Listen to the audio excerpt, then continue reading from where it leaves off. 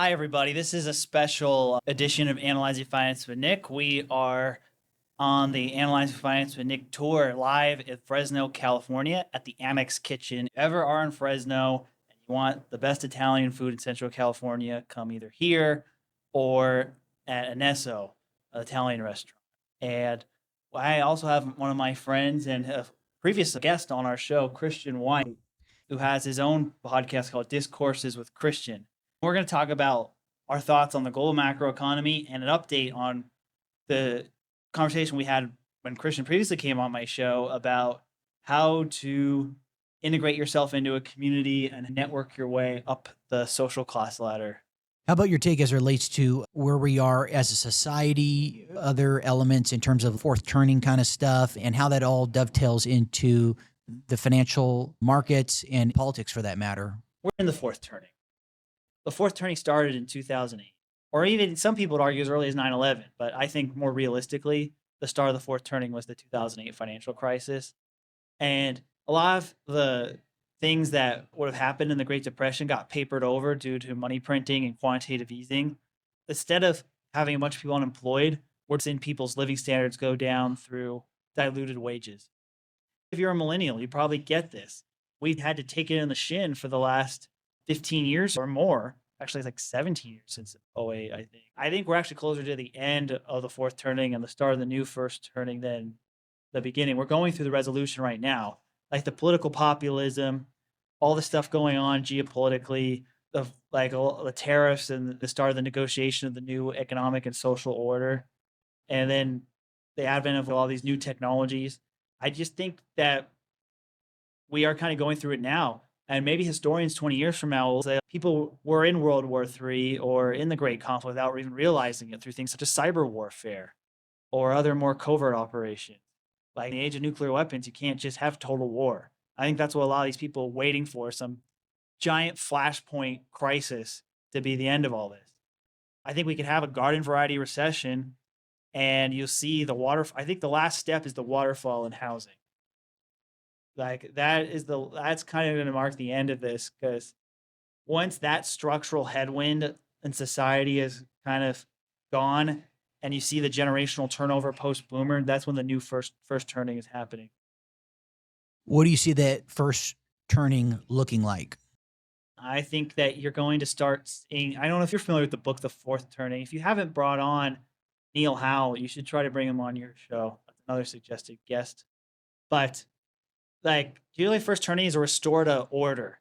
And you're starting to see this with certain social trends, like a record level of millennial men and Gen Z converting to Roman Catholicism, which is like the most pro-order ideology out there. You are seeing a lot of people trying to build new social institutions, like the old Lions clubs or bowling leagues back in the day. Like, for example, you started your social club in Orange County when we met is a good example of that. Our generation is trying to rebuild a lot of the communities that the boomers and the Gen Xers discarded in the name of individual freedom. I think you're going to see just also a general political climate that is probably a little bit more authoritarian. And even if it's still a democratic society, that there are more hard social norms and there's less tolerance for slack in society, for lack of a better term. Like I've talked about this idea of like in my videos about like how Gen Z is quite materialistic and about social ties using apps instead of human interaction. I think you might see a reversal in a lot of that. As housing prices come down, you'll see a lot of people who originally thought, maybe I didn't want to have family or kids, are going to switch once it becomes financially viable again. But it's going to, like, Japan is the first one this happened to, and it's happening right now in Europe, where you have your baby boom generation either gets old or passes away. They own all the assets, so they have to sell either to cover their retirement or to pay their estate taxes or both. Their kids have to sell to pay their debts or get rid of their parents' assets they don't want. Like, say, for example, you're a young person who lived in LA. You couldn't afford to live in LA, so you moved to Denver or to Nashville. You bought your house, you have your family out there, and you're like, your parents die, and now you have this $2 million house in LA. You're probably going to sell it because you've already established your life elsewhere. Why would you uproot and come back? You have your friends and your kids' friends and all your community in the new town.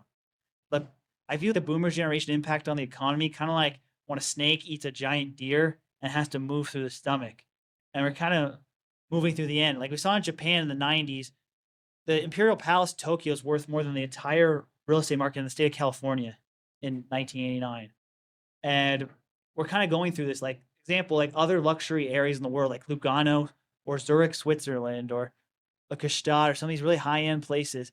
They're anywhere from 75% to 50% or even less of the valuations of like Newport Beach, California, which are there are similar levels of like upscale luxury crowd, yet one is trading double the other just because it happens to be in the United States.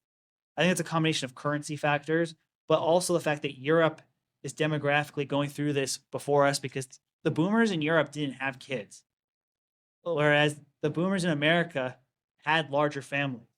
That's why it's taking a little bit longer. If you look at the real estate market, which I think is going to correct, over 2/3 of the real estate market is owned by people 55 and over. And that's all going to have to turn over. You have this enrollment cliff. The university system is going to have to be completely revamped because you have a record level of young people in terms of lows going to college, not because all of a sudden everybody's decided, oh, I don't want to go to college anymore. Less of them were born. The millennials were the peak college generations. Every year since the class of 2013 has been a decline in enrollment. And now with Trump putting a student loan cap as part of the OBBA, there's going to be less money per person and less people going to college. So the whole education system is going to be revamped. I think AI is going to change the relationships with work. And I think the boomers passing away is going to open up a mass amount of housing supply. And I think it's just going to be kind of a whimper more than a bang. What are some of the things that are not receiving enough attention? I think humanoid robots are not receiving enough attention. And in general, the idea is like you hear in the mainstream media, particularly in conservative circles, is that, oh, you should just work in the trades because you'll always need a plumber or electrician or construction worker, even though all the white collar jobs in New York and San Francisco are going to be replaced by ChatGPT. Not so fast on this. I think that physical robot development is being relatively undershadowed and not looked upon because we don't have something like ChatGPT that's a product that everybody accesses yet. Once somebody creates Rosie, whether it's Dyson, whether it's Google, whether it's Tesla, whether it's a few of these other venture-backed startups in this space, create something on the shelf that you can buy that can fold your clothes and do your dishes or do construction work, then people are going to realize, hey, something big is happening here. And I think that's heavily underlooked. I also think the other thing that is underlooked is healthcare. A lot of the healthcare industry is driven by more boomers going into their late years. But again, the first boomers turned 78, which is life expectancy, January 1, 2024. And as that generation slowly dies, you're not going to see growth in healthcare like you. And with people like RFK and all voting elected in general saying we don't want to pay drug prices the same amount, like we want to pay drug prices the same amount as Europe, not get ripped off to finance the innovation of everybody else. The healthcare industry is kind of struggling more than people anticipated. And then the last one is senior housing. I think this is kind of the peak for senior housing in the United States because with these robots, if they come like I anticipate them to, and watch my video, I did a mobile aloha for this, people will be able to live independently until they're 100. Like you won't need to hire a nurse for your house and you won't need to live in a retirement home because the robot will automatically call for an emergency. They'll help with your needs. By the time my parents need help with mobility, they'll be able to buy a robot and their kids can come and check in once in a while and make sure everything is working. And they should visit them anyway because you should support your family. People won't have to leave their homes. Stay-at-home parents focus more on education and less on chores. And there's a lot of socioeconomic, cultural things that we don't know what the implications are. And then with AI, from a class and cultural perspective, it's people understand the potential job disruption, but what does it mean for how we relate to each other as a society and whether democracy is viable in a world where you have more people who are not in the labor force. Anything else you'd like to dispense to the audience? Generally, I just think there's too much pessimism among millennials and Gen Zs. A lot of people are just giving up at too young of an age. I see a lot of people on YouTube, particularly in their late 20s, early 30s, are saying like, oh, the housing market is too unaffordable. The dating market is rigged against me, whether I'm a man or a woman. There's a red pill for both genders now. All my job is going to be replaced by AI or a robot. College is too expensive and doesn't generate any value. We're going to have World War III anyway. Culture is causing chaos. It's going to lead to civil unrest, underpopulation, climate change. Whatever it is, a lot of these are just kind of excuses for people to quit.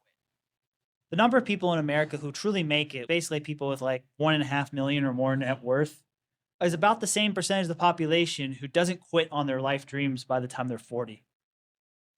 And I don't think that's entirely a coincidence. I think we need to have more resilience. I mean, like the Silicon Valley entrepreneur community is good at this kind of thing, but the rest of the country, particularly the Gen Z crowd, is quitting too early. Their switch to work-life balance is a little premature. But I'm not saying you should grind like Gary Vee for no purpose, but people have a purpose to do something on this planet, just to kick back and do the bare minimum and chill until I die. We're absorbing a lot of that culture that has been in Europe for decades. I think that America can turn around for that because I think 2 world wars have an effect of jading a population that, since we won the war with really little damage, didn't impact us to the same degree as East Asia and Europe. But that's the thing I'm really seeing, is that the economic and cultural issue that is also really underlooked is that people are giving up generally too quickly. I was going to follow up with questions for you, Christian. Last time I talked to you, I want to hear some of your perspective on some of the issues we've talked about. Yeah, Nick alluded to, I have a show where I cover a whole array of things from macrofinance to geopolitics to things that are going on in society, as well as topics some might deem conspiratorial in nature. And so I've done probably a little over 100 episodes by now. The main theme that I have arrived at is you have a small group of people that are going to try and foment or keep these conflicts going. I'm of the opinion that we're more likely to see things continue to kick the can down the road as it relates to what's going on in where Ukraine. You and I fundamentally disagree. I think we're closer to the resolution than the start of the crisis, where you are arguing that we're closer to the start of the crisis than the resolution. A lot of these old money, establishment elite, cabal, or whatever, I think they have far less power than you. I think that's where we fundamentally disagree. I look at a lot of the literature out there and, listening to, not that I'm this foremost expert by any means, but I tend to lean more towards that. You have a group, they need to create conflicts to achieve their objectives. So I know that's kind of vague, but that's my take on it. We might be looking at some false flag events. Do you think it's going to be a mild 2001 style recession? Whereas I think you were probably anticipating worse. I think we're long overdue. I think what should have happened in 08 did not happen because of the money printing and the government getting in and things of that nature and the bailouts that occurred. So I think we're long overdue, especially given the fiat denominated system that we have. I don't know of a fiat system in history that's lasted. It's all gone down at some point. Since we did this, you recommended me a book I talked about last year called The Great Taking. If you think that the Great Taking is a real risk that investors need to be concerned about, does it still make sense to own publicly traded securities and real estate? Look, I wish I had all the nuanced answers to that last part of your question, but I do think David Roger Webb's book work, The Great Taking, I think there's absolutely merit to it. A number of people have looked at it. Actually, the courts have taken a look at it over in Utah. The banking lobby is so powerful that they have put that to bed. But I do think there is language in there, if I'm not mistaken, it's making you an unsecured creditor. The history of private central banks throughout history and how various families have created wars to further their interests, to add those resources to their balance sheets and such, and having these banks provide money to various governments. So say if you're a young person, like 20 to 45, who is in the middle class or the professional classes, what would you do to move up in society in a world like yours? What is the experience you've learned from the people you've talked to and your experience building a social network from scratch in Orange County that we talked about last time? Any new insights since then we would like that the audience to learn about? Yeah, I believe the first part of your question was, what is my advice to that cohort on what they should Yeah, the do to ambitious position person who themselves? wants to position themselves Sure. best. Well, I mean, Not just investing, but like their career and other actions. it's hard to tell. Sometimes it's hard to tell, and you don't know yourself until later on. It's an iterative process. For one, look to where your interests lie. Ideally, being in an area where there is upward mobility. If you're in a part of town where there's not a lot going on, that's going to not help you out. Excuse me, not help your situation out. If you're in a wealthy enclave, or if you're in an area, so positioning yourself, even if you're overstretching yourself. Let's say you're not in the best part of Orange County, but you want to move to someplace closer along the coast, like Newport Beach or Dana Point. You're going to put yourself in a better spot by proximity to who you are around. You will naturally pick up on those idiosyncrasies and interests that are going to elevate you. I would also say that if you aren't able to be in a desirable area, then online is your next bet. It's amazing how you can read books, watch videos and such from people, whether you're a fan of the Doug Casey's of the world, or Mark Farber, or Ray Dalio. You can listen to some of these people and derive knowledge and insights from them. And then what was the other part of your question? Like any updates, insights since we last talked about like the experience that you did building your network from scratch in Southern California. What would change now since we did that interview 2 years ago that's a little different, especially in the advent maybe of AI and the further decline of third spaces? Yeah, I'll definitely say I'm very bullish on creating things that are social in nature. At the end of the day, it doesn't matter how much money you have or how advanced AI gets. At the end of the day, we are people, unless you're an NPC, right? And then I guess it doesn't matter. But at the end of the day, we're people. We're emotional creatures. We want to have a relationship with people. So I'm very bullish on that. I think the human expression, whether that's things that are literally done and created by humans, whether that's like art, like fine art, creating content where you're putting yourself out there, building an audience, so to speak, you're going to hedge yourself well. I also would say, as it relates to the career stuff, I'm also bullish on some of the blue collar stuff, because I think that so many people in the white collar industry have looked down upon it. And there's a lot of opportunity, especially if you can take white collar mindset, let's say leveraging AI tools and being able to advance a particular field. I think the humanoid robot development is going to put a squash to that. I think in white collar industries, some of these blue collar workers and those entrepreneurially inclined HVAC workers, people in landscape construction, some of them are going to hedge well. But I wanted to address your other point, Nick, as it relates to the social thing. I think one of the best ways to build relationships is to host your own social thing.